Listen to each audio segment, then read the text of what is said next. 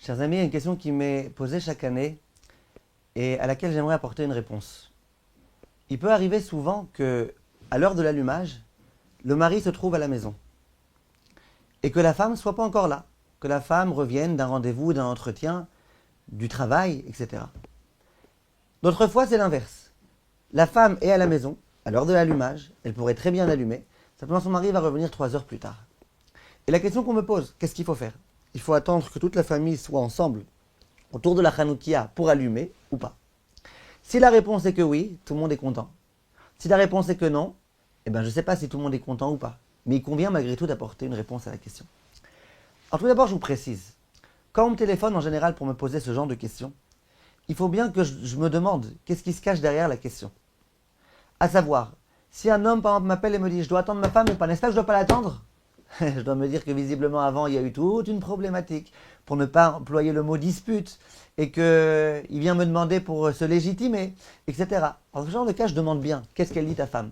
Ta femme, elle tient à ce que tu l'attendes ou pas? Et si effectivement sa femme tient énormément à ce qu'on l'attende, et que ça risque d'occasionner des problèmes de shalom bayit, etc., évidemment, il faut réfléchir à la question à nouveau. Maintenant, dans le cas où j'interroge l'homme qui me pose la question, ou la femme qui me pose la question, que dit ton conjoint? Et qui me dit, c'est justement lui qui m'a dit de vous appeler pour vous poser la question. Il veut justement savoir ce que vous en pensez. Qu'est-ce que vous dites, Kvod Harav? Alors dans ce genre de cas, il me convient d'apporter une réponse. Une réponse précise, une réponse intelligible et expliquée. Quelle est la halacha dans ce genre de cas? Tout d'abord, une petite histoire. On raconte qu'un jour, le Rav Aaron Kotler, c'était l'un des Gdolim. Ses élèves sont venus, l'un des soirs de Hanouka, pour voir comment le Rav allume la Hanoukia. C'est comme ça en général, quand il y a des Gdolim, on aime bien voir avec quel dvekout, comme on dit en hébreu, avec quel plaisir, quelle intensité ils allument la Hanoukia, ils accomplissent leur mitzvot, ils récitent la bracha, etc., etc. Les élèves sont venus chez le Rav, et voilà que l'heure de l'allumage arrive. Et alors que le Rav était généralement très empressé, il n'était pas question qu'il oublie d'allumer la Hanoukia en temps et en heure. Il reste à étudier. Les élèves commencent à faire tout type d'allusions. Yevanim, nigbetsu walai. Genre ils chantent pour que le Rav comprenne. Et le Rav reste et étudie. À un moment donné, au bout de je ne sais pas exactement combien de temps, il y a la rabbinite qui entre à la maison. Le Rav dit « Oh, comment ça va? Allez, viens, on allume la Hanoukia. » Et puis il se dirige immédiatement, sans plus tarder, il récite la bracha avec tout son cœur, toute son intensité, et puis voilà, Baruch Hashem, il allume la Hanoukia. Les élèves se sont demandé, on n'a rien compris. Comment comprendre le comportement de notre Rav? La femme arrive, le Rav il lui dit même pas pourquoi tu es en retard, tu sais pas que c'est Hanouka ce soir, tu sais pas qu'on t'attend? Rien du tout. Mais ce qui les a encore plus perturbés, c'est comment ça se fait que le Rav ait attendu son épouse. Il aurait mieux fait peut-être d'allumer en temps et en heure. Et puis c'est tout. Comment ça se fait? Le lendemain, ils sont venus voir le Rav, il me dit Kvod Harav, comment ça se fait? Est-ce que vous pouvez s'il vous plaît m'expliquer? Le Rav a dit, je vais vous expliquer. Il y a une halakha, c'est que le Shabbat, il faut allumer les nérots de Shabbat. Il faut allumer les bougies de Shabbat. Mais il y a une autre halakha, que le Shabbat, il faut prendre une coupe de vin et réciter le kiddush.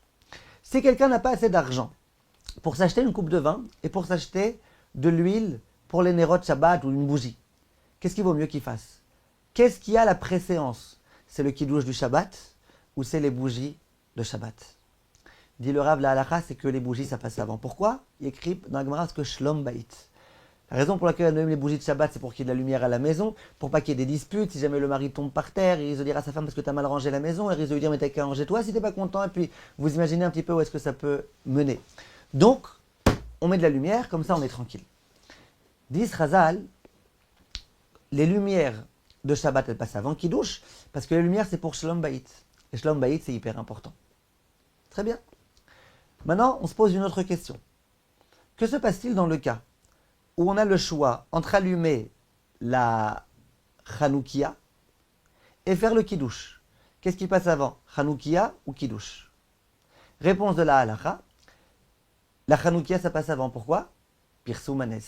Pirsou Manes, il faut diffuser le miracle. Diffuser le miracle, c'est quelque chose d'extrêmement urgent. Il faut faire avant, plutôt que d'acheter du vin. Maintenant, donc on a compris que les Nerot Shabbat, c'est plus important que le Kiddush, que les Nerot Hanouka, c'est plus important que le kiddush. Maintenant, je me pose la question, quand j'ai une confrontation entre les deux, j'ai pas assez d'argent pour m'acheter Nerot Shabbat et Nerot Hanouka, qu'est-ce qui passe avant? Dit le Rav, la réponse, c'est que c'est les Nerot Shabbat. Bien que les Nerot Hanouka recèlent en elles le Pirsoumanes qui est tellement, tellement important, mais Nerot Shabbat, c'est Shlom Bayit. Ça passe avant. Dit le Rav, si tu vois qu'on a été capable, même dans le cas où on n'a pas assez d'argent, d'annuler la mitzvah de Nerot Hanouka, l'essentiel c'est qu'il y ait du Shalom Bayit, a fortiori que si jamais en attendant ma femme, c'est pas que je vais annuler, c'est juste que je vais tarder un petit peu, mais que ça fera du Shalom Bayit, a fortiori que c'est ça la volonté d'Akadosh Baruch Hu. Voilà ce que le Rav a dit, ou aurait dit en tous les cas, à ses élèves. On aura vite fait de dire, tu vois, voilà, quand on vous pose quoi d'arabe la question, vous avez une réponse toute prête. La réponse c'est quoi? La réponse c'est qu'il faut attendre sa femme, c'est qu'il faut attendre son mari pour Shalom Bayit. Il faut savoir que, tout d'abord, on ne déduit pas de halakha d'une histoire. Retenez ce principe. Un rave, un posek, un décisionnaire sérieux, il pourra jamais, jamais, jamais déduire une histoire, une halakha d'une histoire. D'abord, qu'il te dit que l'histoire, elle est vraie.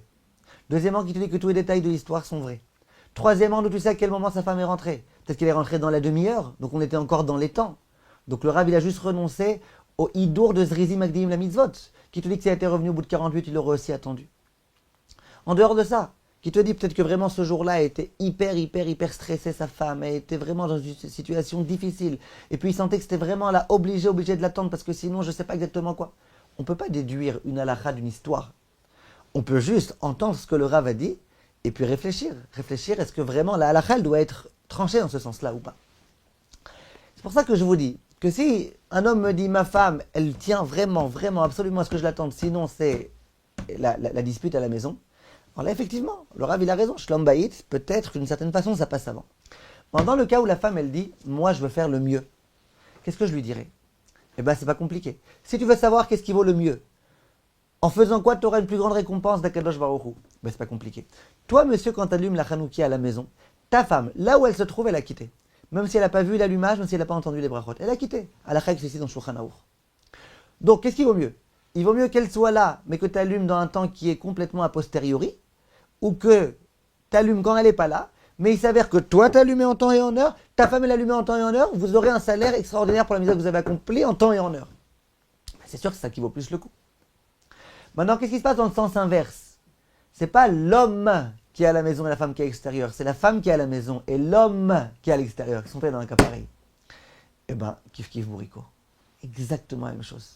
La halakha dit explicitement dans Shulchan Aruch que quand une femme allume à la maison et que son mari n'est pas là, qu'il est à l'étranger par exemple, le mari est acquitté par l'allumage de sa femme.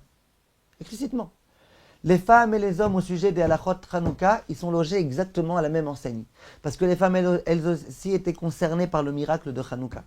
Donc les deux, c'est exactement la même chose. Donc si lorsque l'homme allume, la femme est acquittée, lorsque la femme allume, l'homme est acquitté.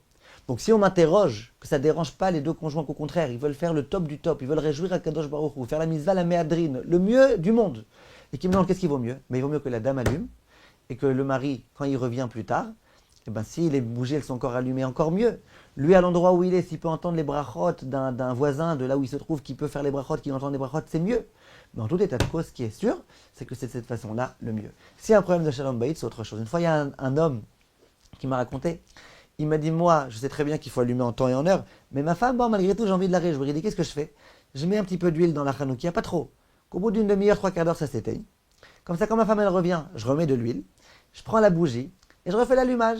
Je fais Baruch Ata Amonai. Je vais pas dire le nom d'Hachem, j'ai déjà fait. Elokeinu Melecha Olam. Et puis après, j'allume. Et puis après, on chante Maosour et compagnie. Je lui dis, combien de claques elle te met, ta femme? Il me dit, elle adore quand je fais ça. Je dis, bon, c'est bien. Si elle adore ce jeu-là que tu fais, très bien. Il y a des femmes qui seraient un peu énervées. Bon, tu veux allumer pour moi à nouveau, allume. Mais fais pas la bracha, genre soi-disant une bracha. En tout état de cause, on peut trouver des solutions. Si tous les deux sont contents et qu'ils sont heureux, c'est bien. Évidemment, si vous pouvez réussir à être en temps et en heure, tous les deux présents, les deux conjoints à la maison, qu'il y ait vraiment une atmosphère de Hanouka, avec les enfants, avec tout le monde, avec les bougies, avec les cadeaux, avec tout, ben c'est sûr que c'est le mieux. Mais dans le cas où on ne peut pas et qu'on souhaite être en phase avec la halakha de la façon la meilleure possible, la méadrine, mina méadrine, voilà le conseil qu'on donne. Comme tous mes chers amis, Hanouka Sameach.